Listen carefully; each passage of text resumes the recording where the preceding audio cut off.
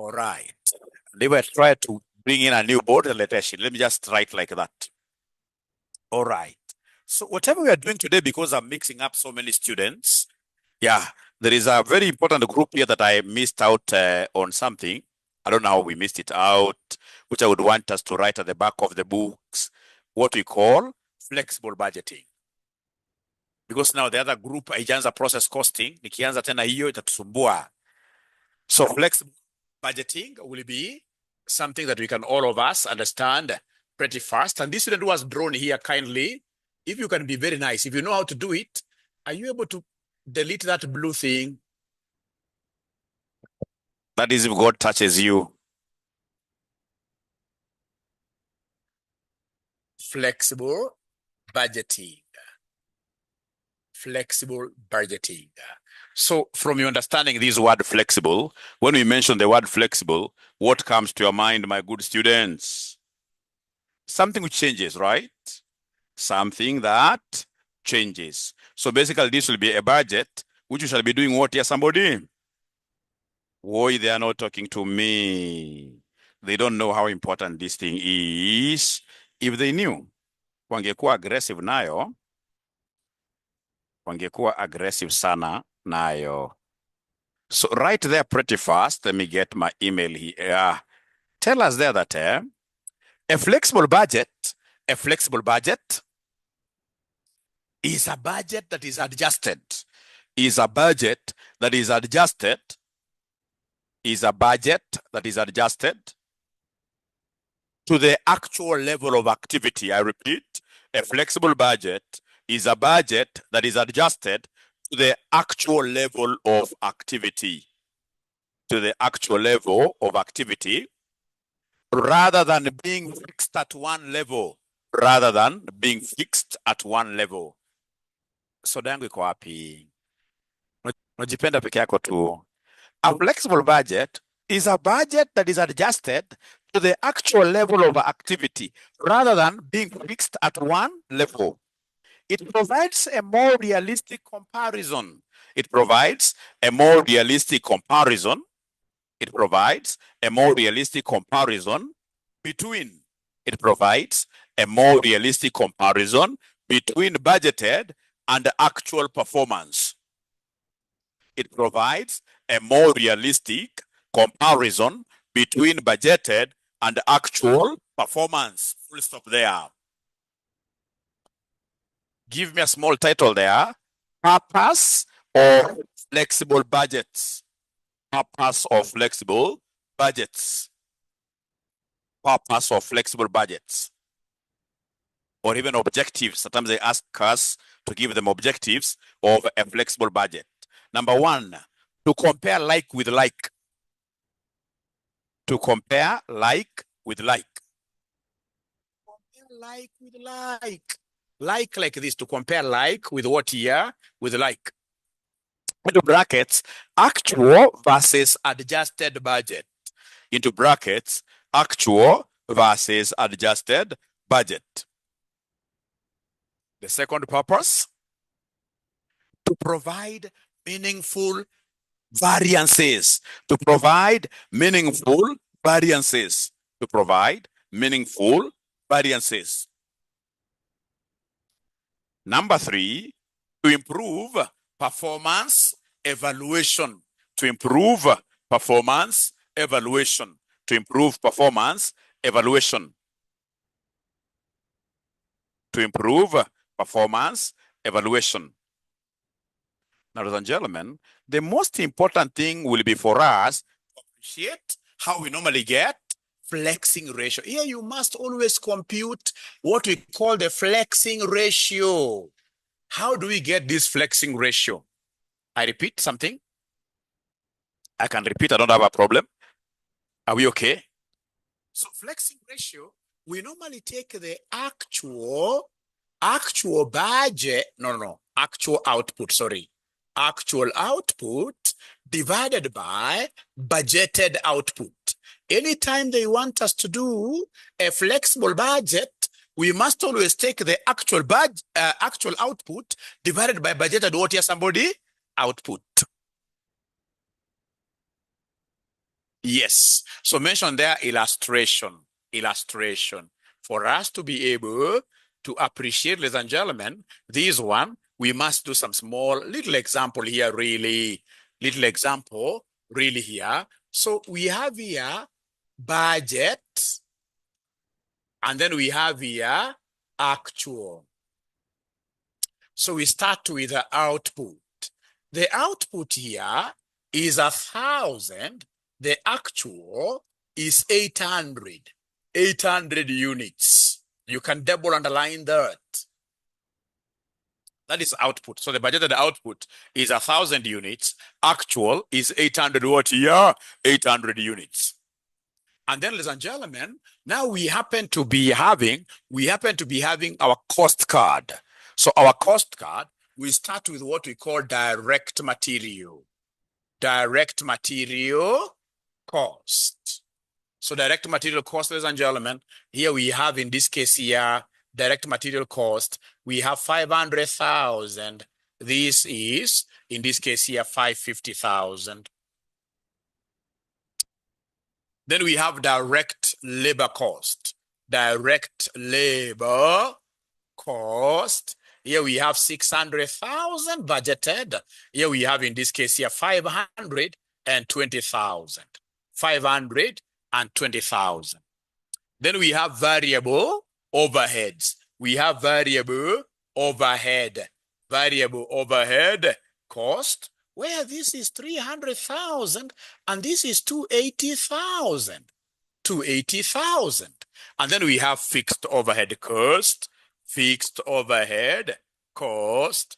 Fixed overhead cost, ladies and gentlemen, the budget one is 1,000,000. The budget one is 1,000,000, while the actual one is 950,000.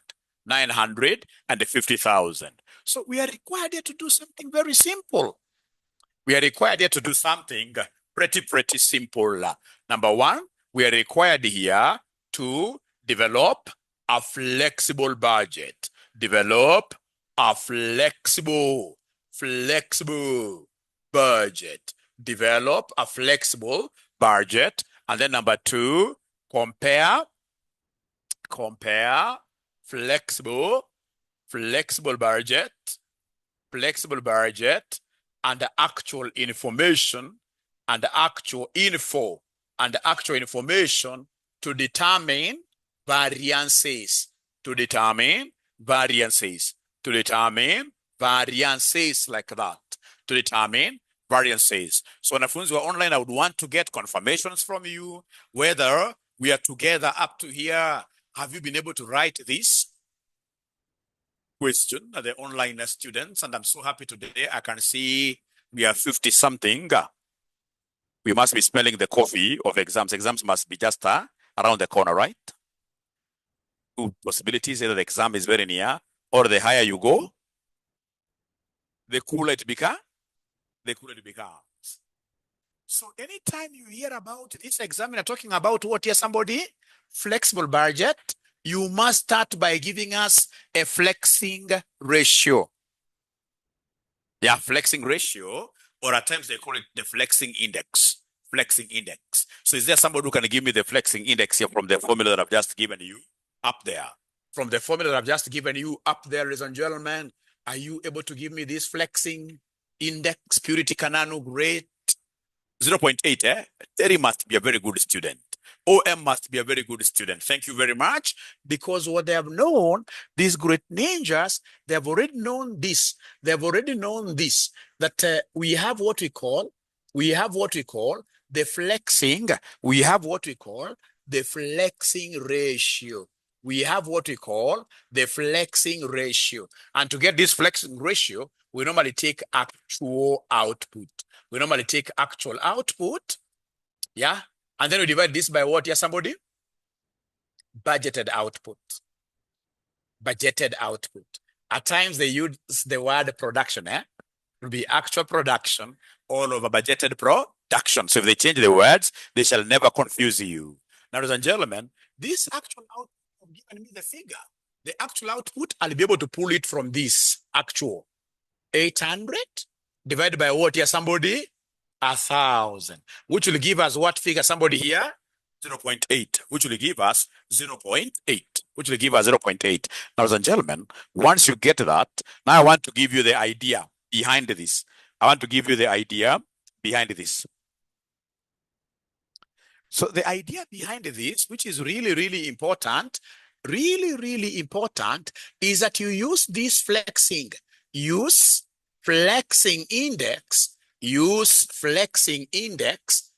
to change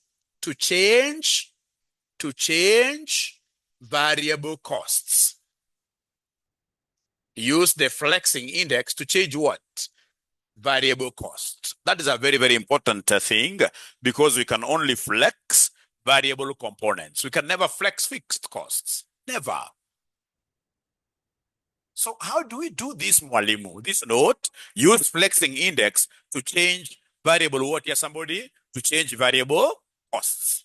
So what do you know about direct expenses?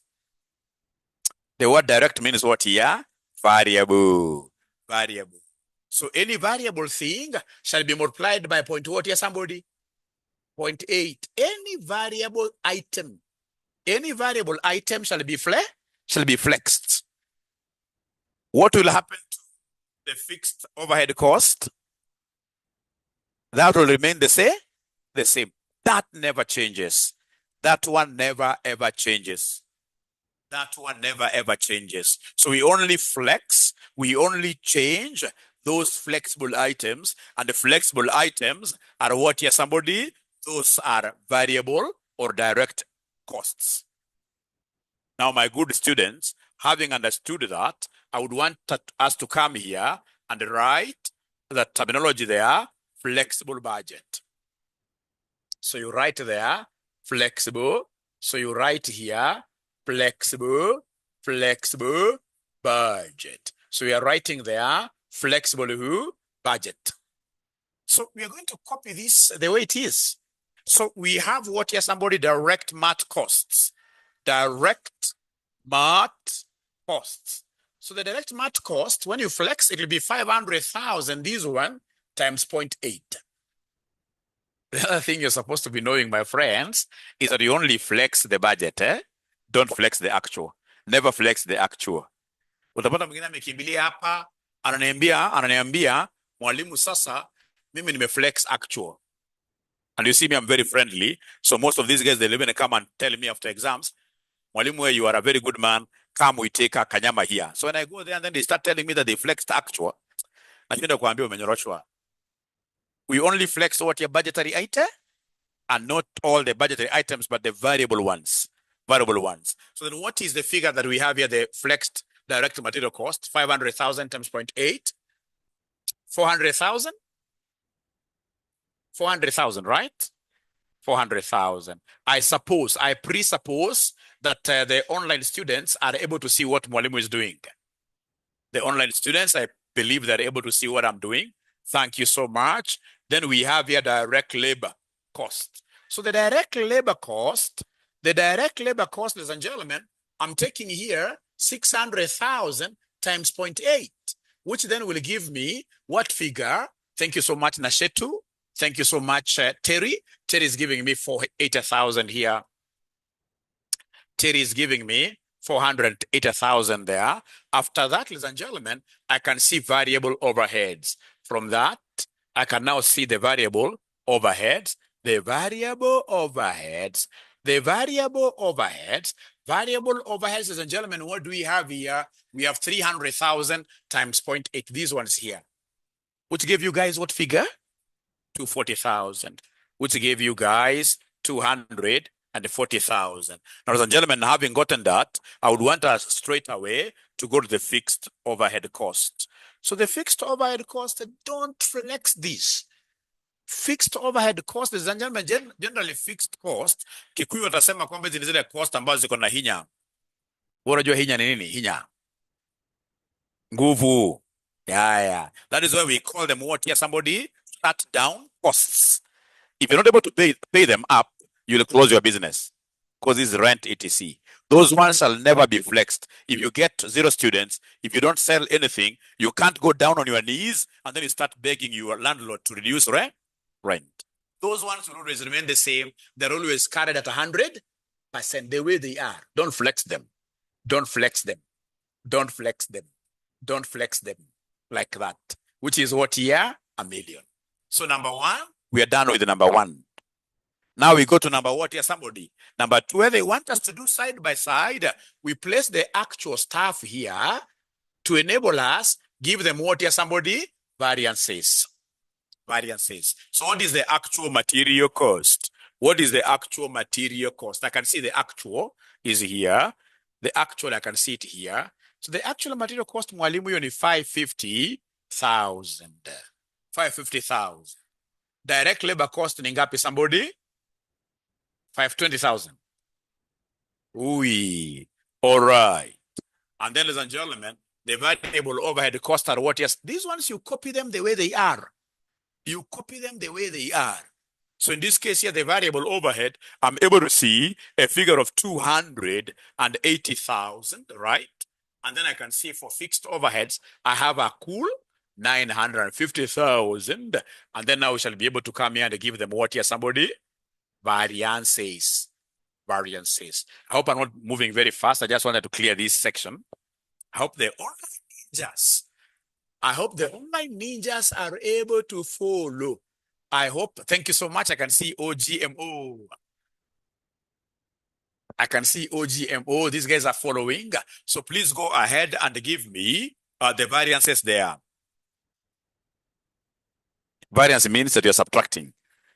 Yeah, whenever they want you to get variable, no. Whenever they want you to get variances using flexible budgeting approach, don't start in this case here doing MPV, MUV. No, because you'll see some questions where they tell you get variances using flexible approach. So for flexible approach, you simply give us the flexible budget there.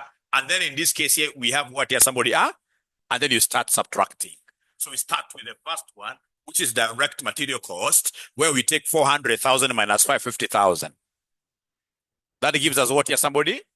150,000. Positive or negative? No, I don't want you to give me that response. I want you to tell me whether it's adverse or favorable. What makes you think it's adverse? We spent more. We budgeted to spend 400,000, and then we get to go to what we spent 550. We spent more. So this is what here, somebody?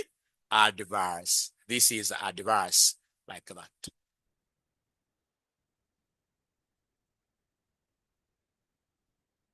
Ladies and gentlemen, you are getting variances without thinking much that I spent more than I had budgeted, ita confuse. Unafaa ujue vitu fulani hapa. Ikiwa ni expenses and you are getting variances,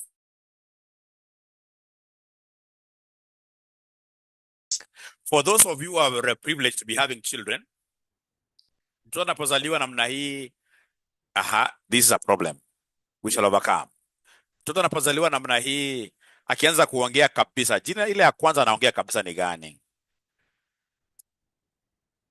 Yeah, it is either tata ama ba. Lazima aseme baba, isn't it? Imagine mama umemshughulikia. Unajua pia ni maisha ni unfair. Anapoanza kuongea anaita baba, ushasikia amesema mama hata siku moja? Hakuna. Either baba, hata kama ni Muhindi, atasema tata namna hiyo. So wakati ni expenses and you're getting, ladies and gentlemen, variances, you shall always use the concept of BA. For expenses, use BA. That is budget minus what here, somebody? Actual. BA. Budget minus actual. So like now, this is the budget, and this is what here, somebody? Actual. And whenever I get a negative, I know it's adverse. It's adverse. BA. So for 80,000 minus 520, because it's BA, budget first. So for 80,000 minus 520,000 gives me 80. 40,000 negative, which will be what here? Adverse? Adverse, like that. 40,000 minus 280,000. 40,000 now favorable, isn't it? No. 40,000 what here? Adverse.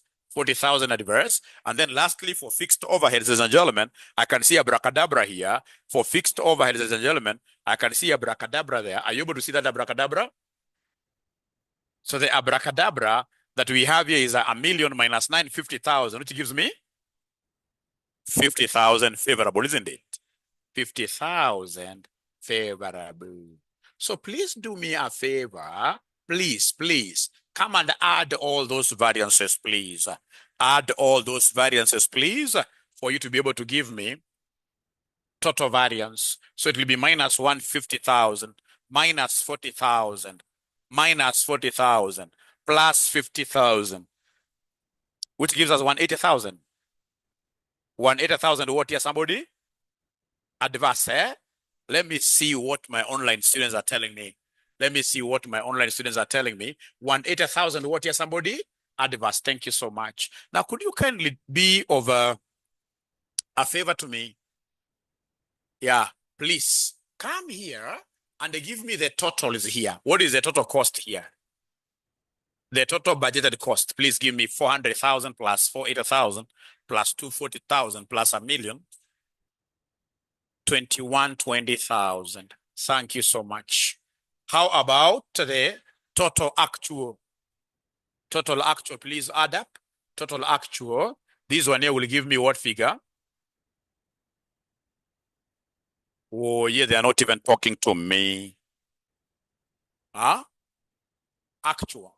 2.3 million, isn't it? 2.3 million. So, ladies and gentlemen, could you kindly confirm whether your total variance will be still 180,000 if you took 21 budget minus this total actual? If you took 20,000 minus 2,300,000, is it agreeing? Yeah, it's agreeing. But of course, we are only able to do that kind of a reconciliation here in class. If you go to an exam, will you be trying to see whether your answers are correct? Never try. And if you try, and then you get that they are not agreeing, what is our principle? Just move on. JMO. It's a very serious, very serious principle, even in my, daily operations. Nikienda mahali nikataliwe, najua ni just what? Najua kukataliwe na mingi. Maybe supply imekataa, namna hiyo. Just do what here, somebody. Move on. It's God who is telling you maneno mzuri kombe. Just move on. Just move on. All right. Now I want to give you some work. So up to here, let me just check what the online guys are saying because I saw some internet disruption. At least you are okay. At least you are okay. I can see they are saying yes. Now, ladies and gentlemen, I want you to do me a favor. Now nataka niwaeke kwa group. Na nataka mudiscuss. Nataka mudiscuss sana. Kuna vitu nataka mudiscuss sana. Nataka mnipatie maswali. Hii maswali 4. Munipatie advantages of budgets. Ukikataa, ukisema just move on pia ni sawa. Yule anasema mwalimu amesema just move on, kila kitu, Advantages of what here, somebody? Budgets. That's number 1.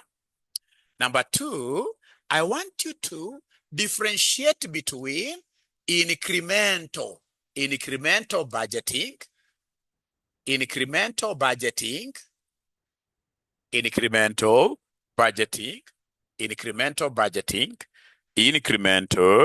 budgeting versus zero-based budgeting. Zero-based budgeting. You can go to Google, whichever. Get those answers, write them down, and then we get to discuss. Ladies and gentlemen, the last one, I want you to give me, in this case here, rolling budgets. What are rolling budgets? Last but not least, we have in this case here differentiate between top-down budgeting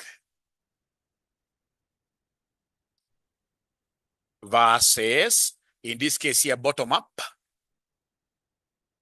budgeting. Kama ile ya Dr. William Ruto. Yeah. So I'll give you exactly 15 minutes. Please, all of us, when I come back, all of us should be having answers for this. These ones here will save most of you. They'll save most of you. You'll get, in this case, at times they even avoid all the budgets questions, but they give you these theories. 20 marks. 20 marks. So kila mtu afanya research yake. For the students who are with me here physically, who are privileged to be with me here physically, you guys can get to discuss. You can get to discuss, alafu tuone namna gani. So the online ninjas, I would expect you to give me very good answers as well. Would have needed for you to be able to do what here, to pass this paper if they brought this kind of a question. So let's summarize. We summarize everything up. So then what's a rolling budget? A forward-looking budget. Don't tell me like I read some student scripts. Of course, a rolling budget is a budget that keeps on rolling. You're professional. You're professional. A rolling budget, ladies and gentlemen, is a budget that behaves like this.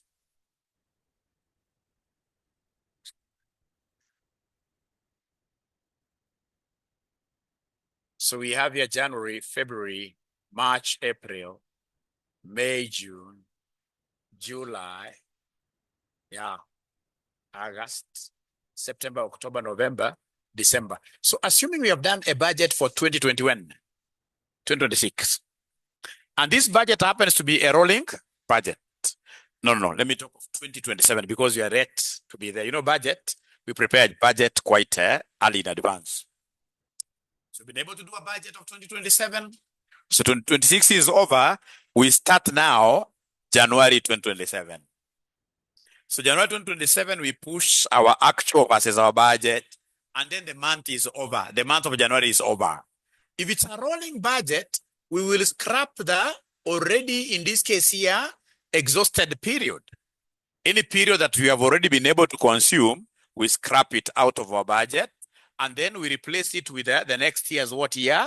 January, for example. So we'll be able to have here January, another new budget, now which runs 2028, which runs from February 2027 to the end of January 2028, such that we shall always be 12 months ahead, so that the budget will be forward-looking, it will be rolling like that. So tell us, ladies and gentlemen, for this rolling budget, that a rolling budget is a continuous budget.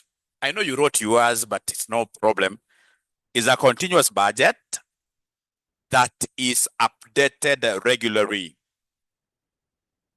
A rolling budget is a continuous budget that is updated regularly, e.g. monthly, quarterly, etc.,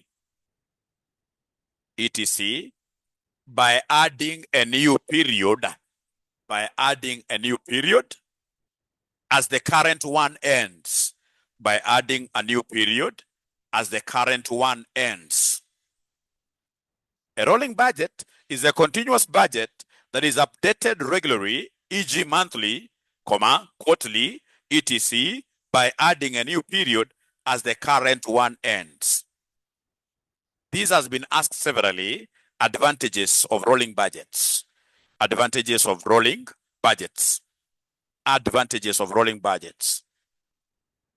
Advantage of rolling budgets, always up to date. That's dash one. Always up to date. Always up to date. Another dash. Improves planning accuracy. Improves planning accuracy. Improves planning accuracy. Another dash there. Responds to changes quickly. Responds to changes quickly. Responds to changes quickly. Responds to changes quickly. Disadvantages. Disadvantages.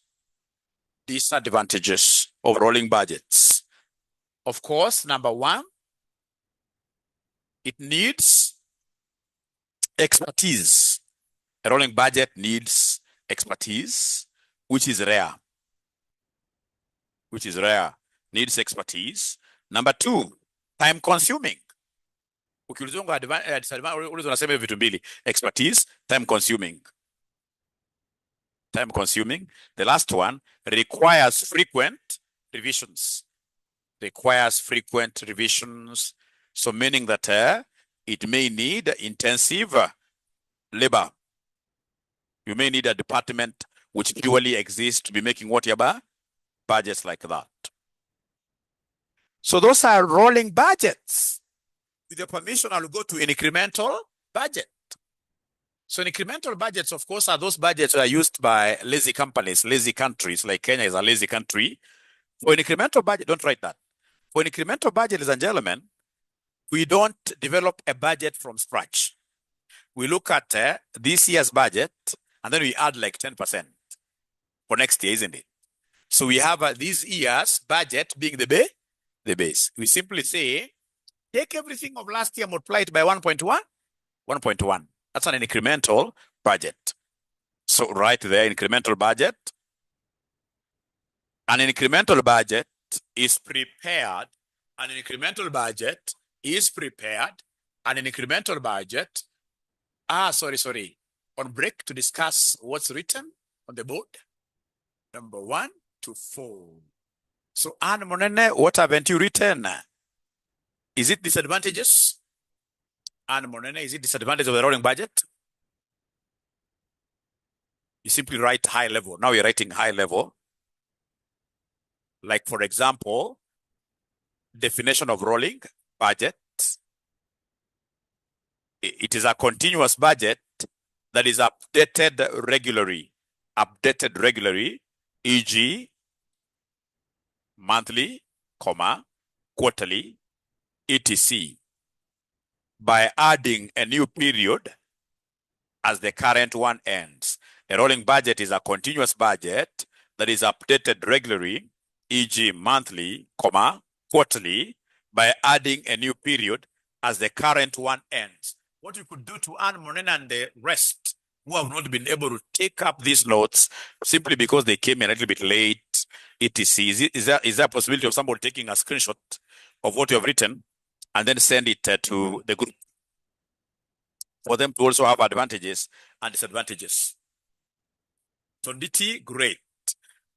Incremental budget. So an incremental budget is prepared by adjusting the previous year's budget,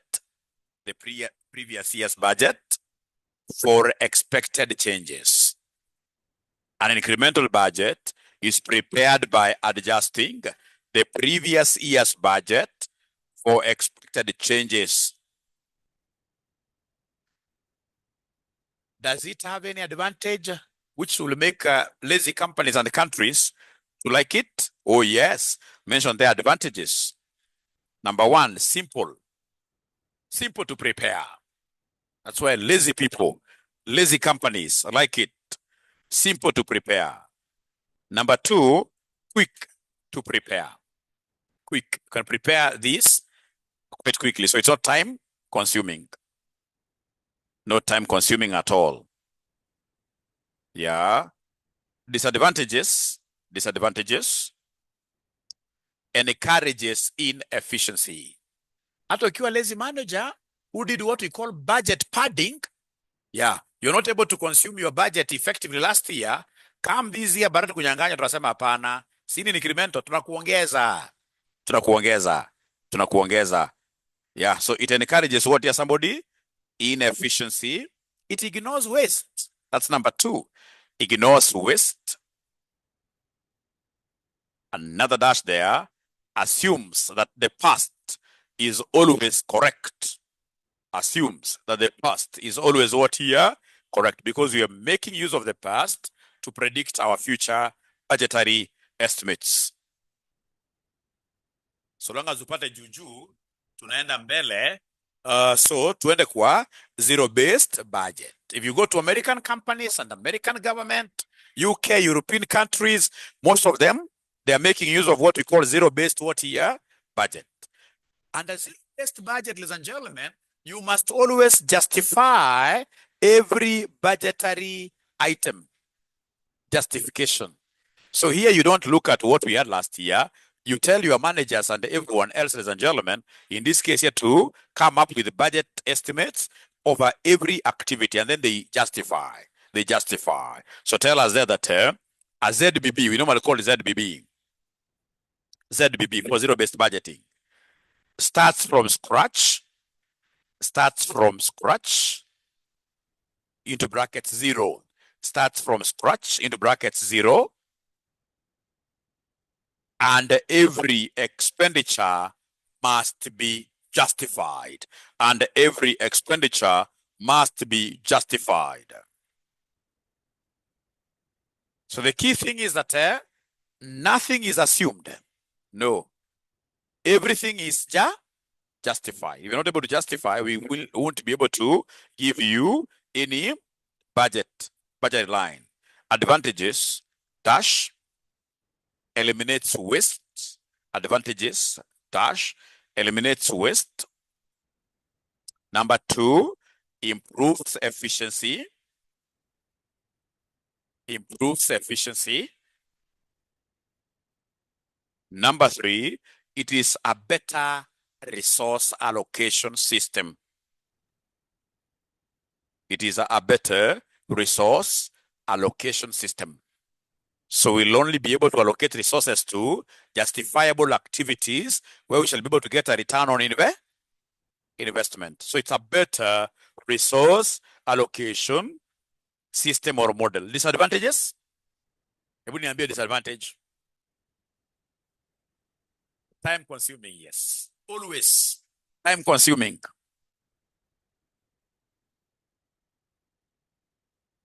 Complex to implement. Complex to implement.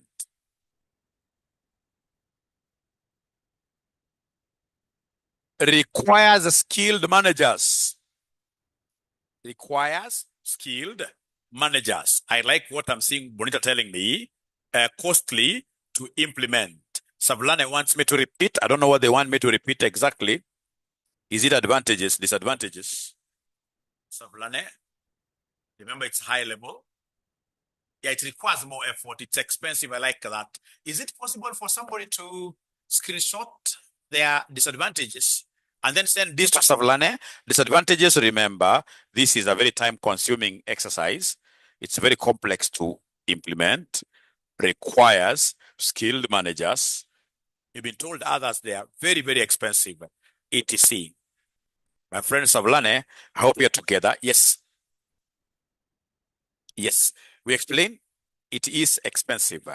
You can imagine in this case here, you know, when it is a zero-based budget, you have to, number 1, ignore all the suppliers that you have currently.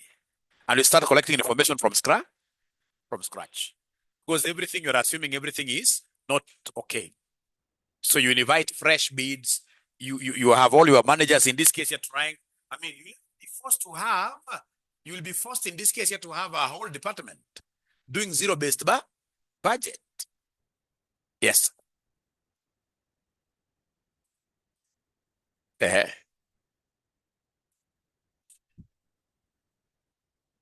Oh, you think it's cheaper?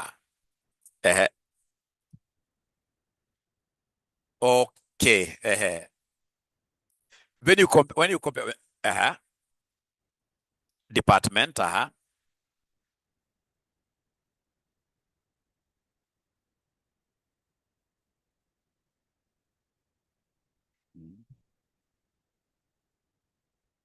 you see, very good. Actually, you are even in this case here, putting it very nicely here. When you compare incremental versus what you are doing, even that element that everybody is looking for this information, and then you will be able to do what here, take this to the managers. Yeah, you know, it is basically in this case here what we call bottom up. You start from down there. It's quite an evolving process. You can't compare it with an incremental where you'll take last year's budget and then multiply by 1.1 everything. You see, for incremental, you're not even involving anybody. You're simply taking it up and you multiply. So this other zero-based is quite expensive because you're involving everybody. You're involving everybody. All right. So somebody wants me to repeat there. Yeah, actually somebody has been able to put that definition up there. And again, the very best will be somebody who has these particular notes, who has taken very good notes, to take a screenshot and then they share it with what here. They share it with everybody in the group. Because now I have less than 30 minutes. I have less than 30 minutes and I have a whole past paper question to do. Ladies and gentlemen, whenever we are doing these budgets, we normally establish what we call a budget committee. Ukiangalia kwa past paper yako amekuuliza what is a budget committee and the composition and the functions of a budget committee. Wamekuuliza sana, andika title hapo juu, budget committee. Budget committee. Andika title hapo, budget committee. Alafu niambie hapo, a budget committee is a group. A group of senior managers. A group of senior managers responsible for preparing,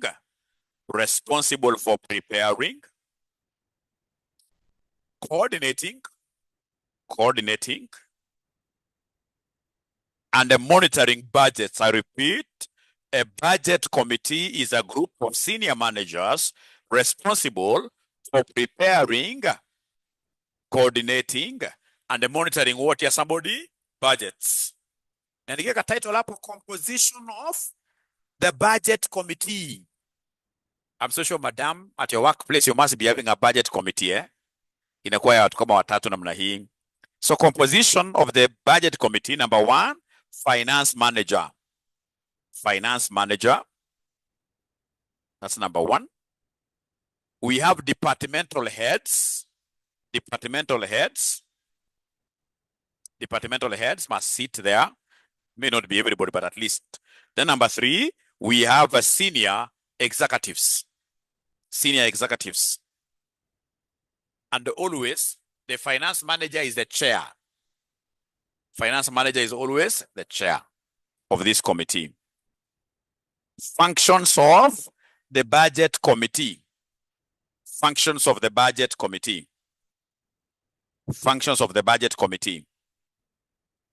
Number one, they set budget policies. They set budget policies.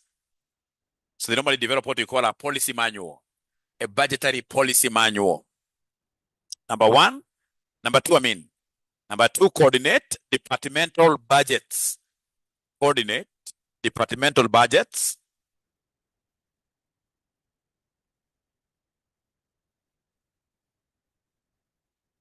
Number three, resolve budgetary conflicts. Number three, resolve budgetary conflicts. Resolve budgetary conflicts. Number four, monitor performance. They monitor performance. They monitor performance. They monitor performance. Number five, lastly, they approve the final budget. They approve the final budget. So remember, number one, they set budget policies. They set the budget policies. So basically, they come up with the budget policy manual.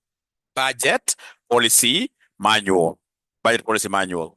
So now, ladies and gentlemen, with your permission, I want us to look at one past paper question, and then we shall be able to continue with these theories in the interest of time.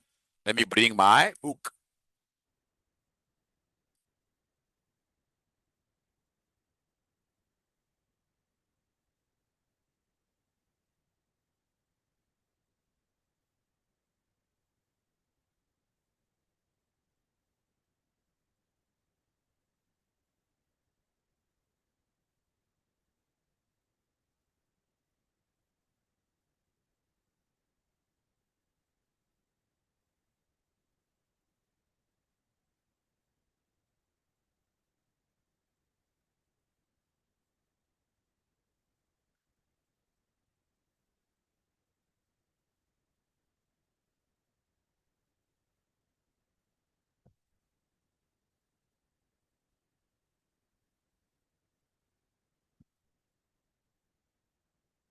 So we are doing December 2024.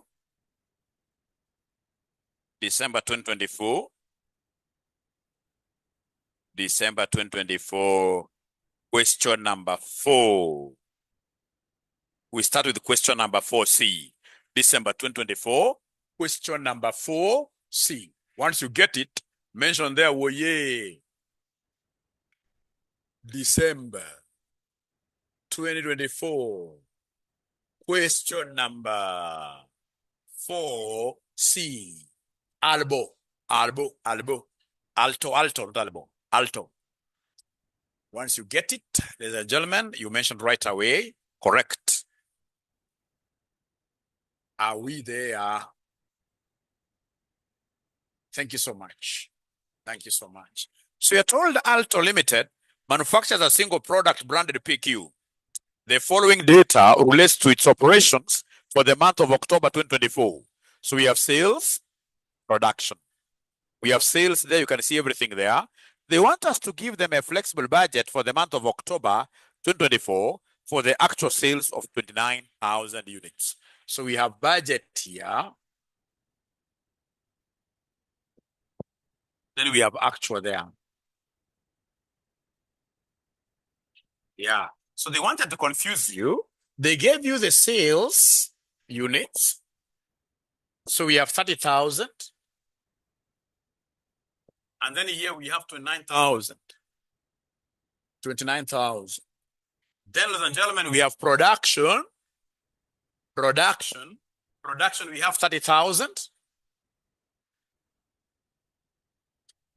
And then we have, in this case here, 30,000.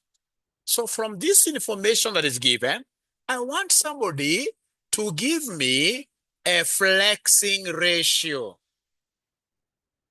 Give me a flexing ratio.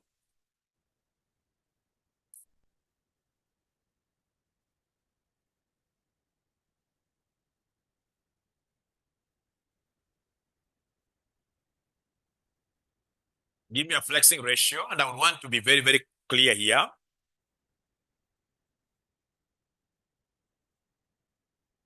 One. 0 point. Ladies and gentlemen, please listen and listen to me very well. If you want never ever to confuse this, even if, for example, production here was to be 28,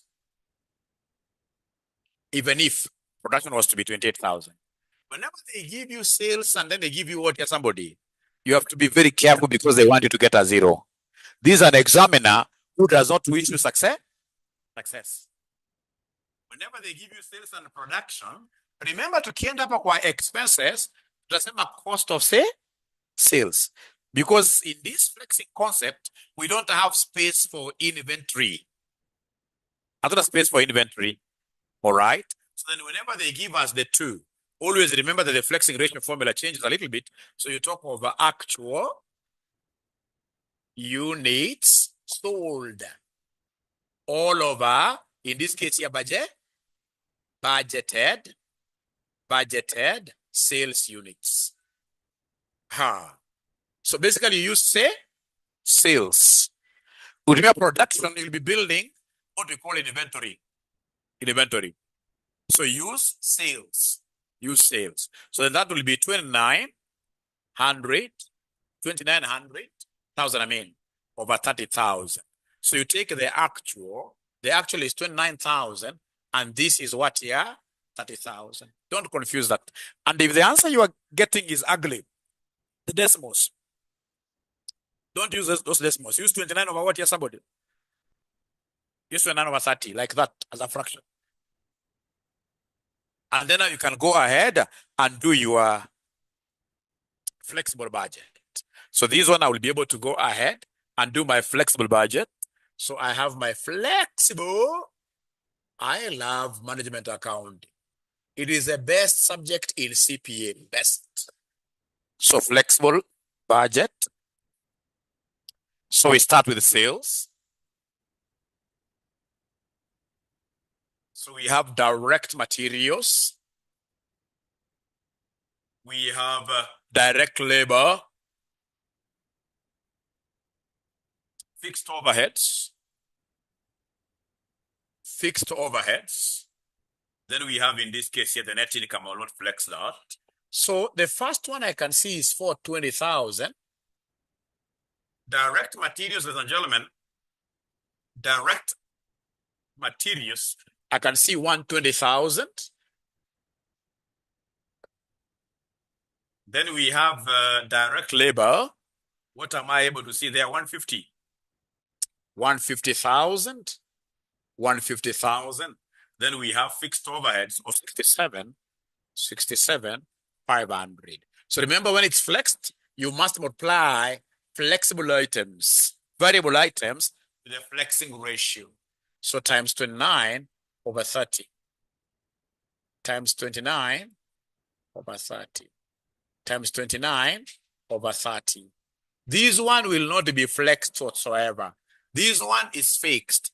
This one will go the way it is.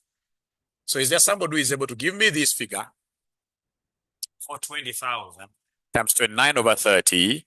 What are we able to get? 406? 406,000. Thank you so much. 406,000. How about direct materials? Direct materials, are you able to see that? 116,000. 116,000. Aha.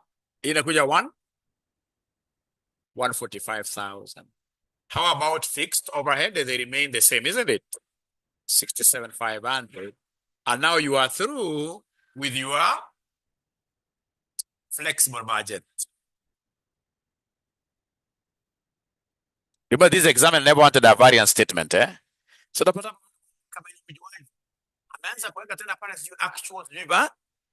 because read the question again. The question simply wanted us to do what? Flexible budget. Is that okay? But now, assuming I will be the examiner, I can't leave it there. I'm a rough examiner. What I will do, I will come and ask you for the variance statement. So then if they want me to do the variance statement, I need to come and give them here 41. Are you able to see the column of actual? 41, 411, 800. The next one again is somebody? 123,000. And then we have here 144,000. Don't forget that tomorrow we have a financial management class running from what time? The daytime class. Is it 10 or 9? Yeah. We had said what time? We can change it now. 1 p.m. Apana. 1 p.m. is subject of outing. Tomorrow. FM. Monday to Wednesday. 9, yes. So tomorrow, are there students who are with me here who are doing financial management? From DT, not evening. I don't teach evening. I don't teach financial evening. I don't teach evening.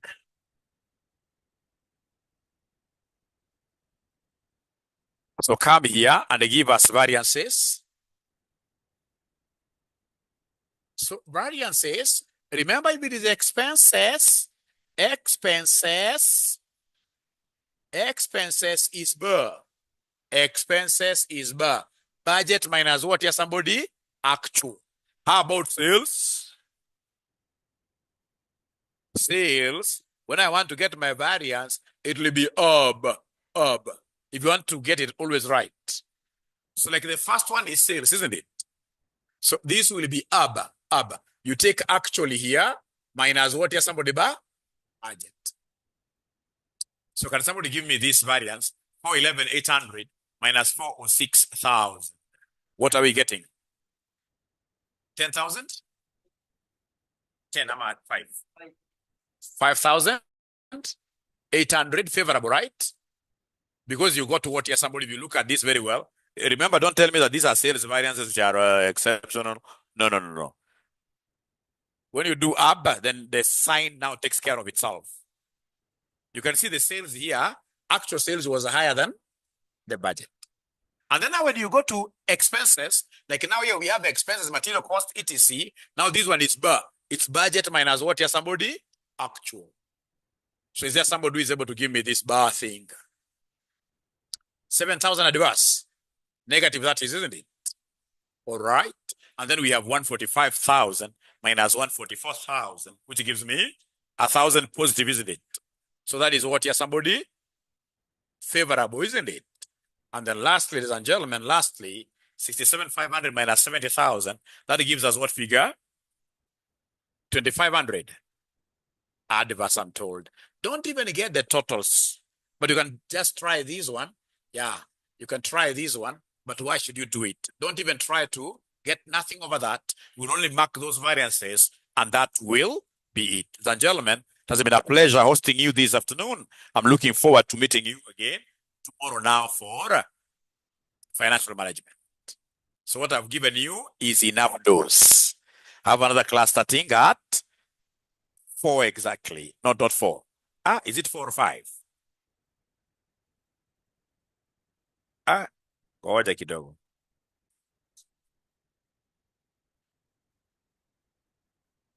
MA is 1 p.m. Yes, nothing is changing. MA is 1 p.m. MA is 1 p.m. Yeah, MA is 1 p.m. MA is 1 p.m. Otherwise, that is good enough.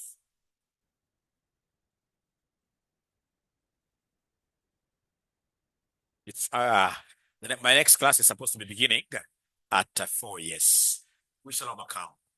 We shall overcome. So there are times I'm not able to stretch for you. It's because I'm the most busiest CPA lecturer. Yeah, we never discussed top-down admin. Yes, I agree. I agree. That's why I gave them to you as what as assignment, isn't it? Top-down, this is where you force your employees. The top management, they come up with a budget, and then they expect the juniors to implement. That is top-down. It is dictatorial style of coming up with what here? Style of coming up with what here, somebody? Yeah, style of coming up with a budget. So we have the president and ministers, they develop a budget without participation. Yeah, so this is non-participative. The other employees are not involved at all. When it is, in this case here, bottom up, now we have the other employees involved. They come up with it from down there. They take it up for approvals. The managers will be able to give a few suggested areas to simply correct, and then you continue. The authority, somebody can be able to easily give you what here, those assignments. Yeah, in class, I believe somebody will be able to give you. So somebody is saying, do we have a class at 7 p.m.? I don't know. You know, these classes are really mixed up. Remember, maybe it's the camera. I'm not your normal teacher. Mimi class yangu imeisha. Sikasema mwalimu amesema ati hakuna class. I'm not your normal teacher. Mimi nakuja kuwasaidia hapa na hapa. Kesho class ni saa 3 FM. 9 a.m. You're able to join online from wherever you are. But if you're in Nairobi, then you should be able to do what here? To come and join us here physically. FR revision, I will start it as well. Don't worry. What time is best for you for FR? Tomorrow at 3? FR tomorrow at 3? What time is best? I'm here now at your service. What time is best?